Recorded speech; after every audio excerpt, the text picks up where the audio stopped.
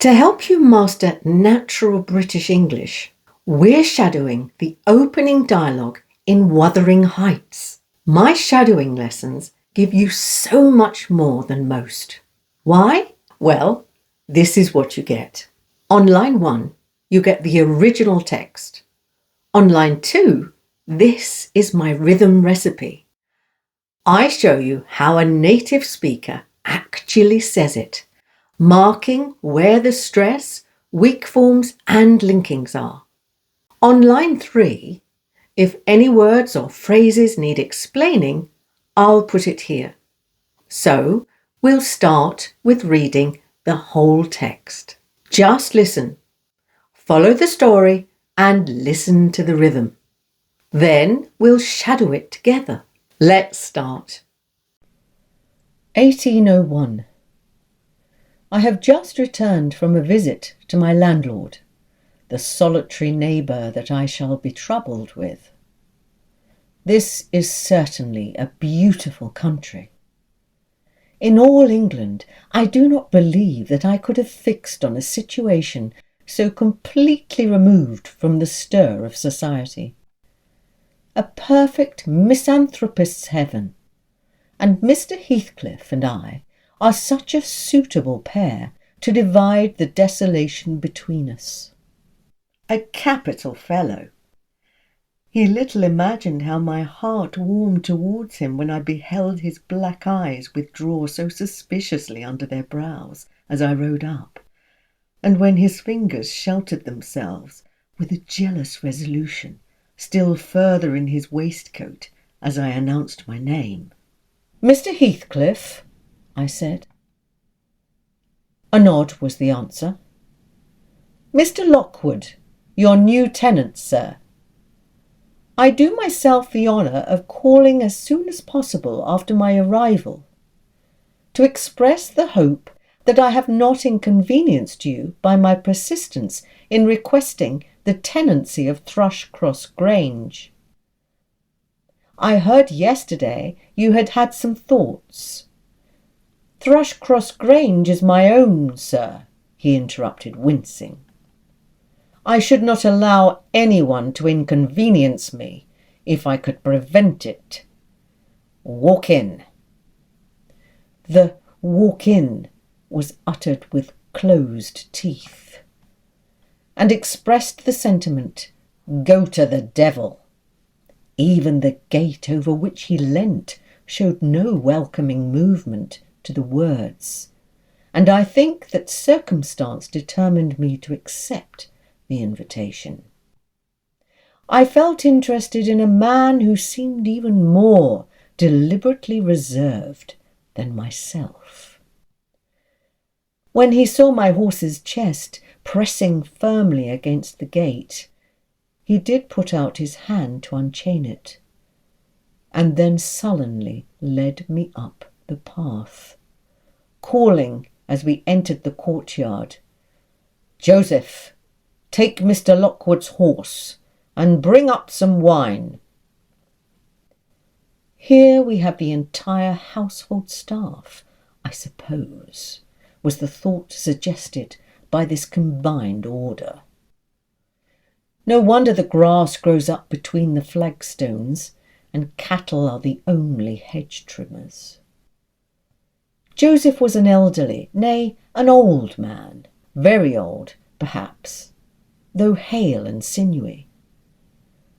"The Lord help us," he muttered to himself in a tone of irritable displeasure, while taking my horse from me, looking at the same time at my face so sourly that I charitably supposed he must have needed divine help to digest his dinner, and his pious exclamation had no reference to my unexpected arrival. Now it's time to shadow. 1801. I have just returned from a visit to my landlord, the solitary neighbour that I shall be troubled with.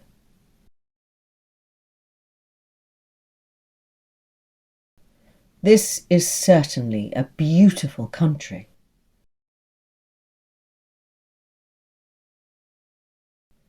In all England, I do not believe that I could have fixed on a situation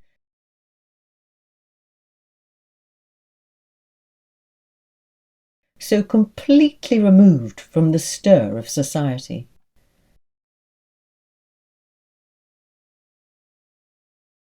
A perfect misanthropist's heaven. And Mr Heathcliff and I are such a suitable pair to divide the desolation between us. A capital fellow. He little imagined how my heart warmed towards him when I beheld his black eyes withdraw so suspiciously under their brows as I rode up, and when his fingers sheltered themselves with a jealous resolution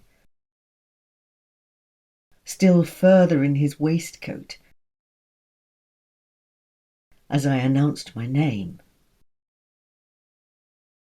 "Mr Heathcliff," I said. A nod was the answer. "Mr Lockwood, your new tenant, sir." I do myself the honour of calling as soon as possible after my arrival.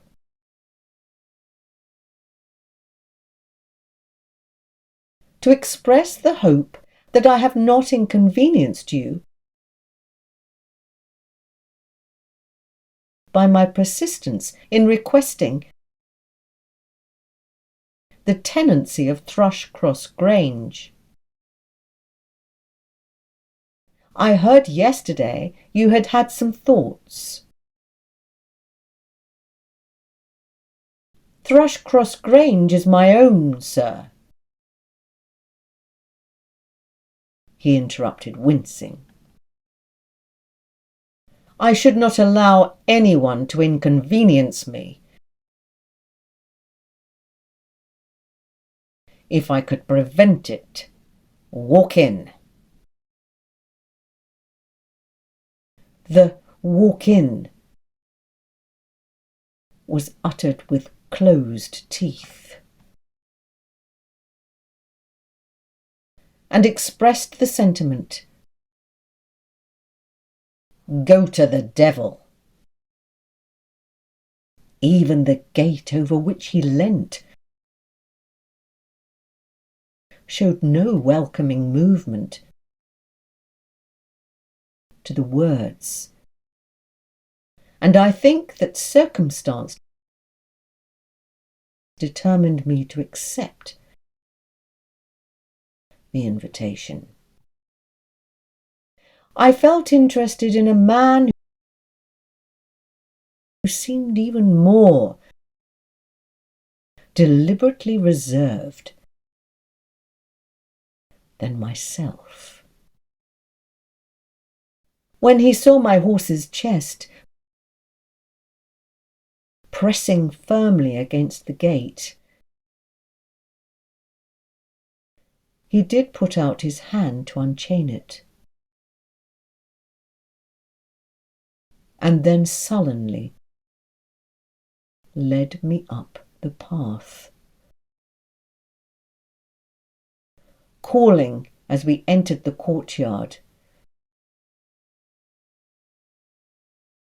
"Joseph, take Mr Lockwood's horse and bring up some wine."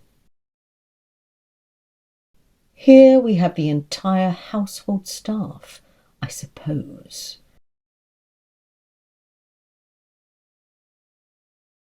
Was the thought suggested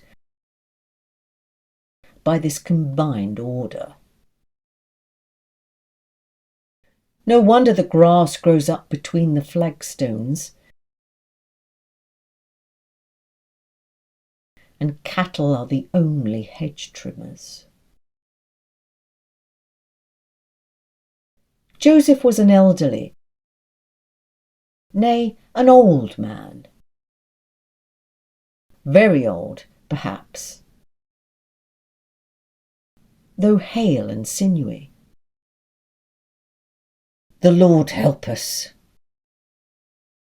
he muttered to himself in a tone of irritable displeasure,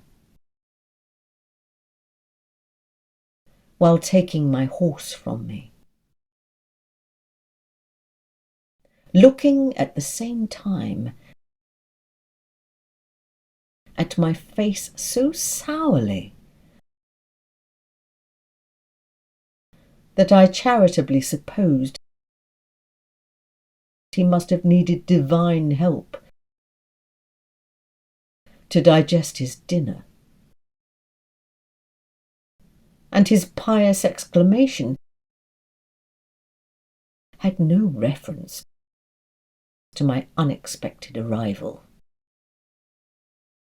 If you found that helpful and would like more, just write love and peace in the comments. Love and peace.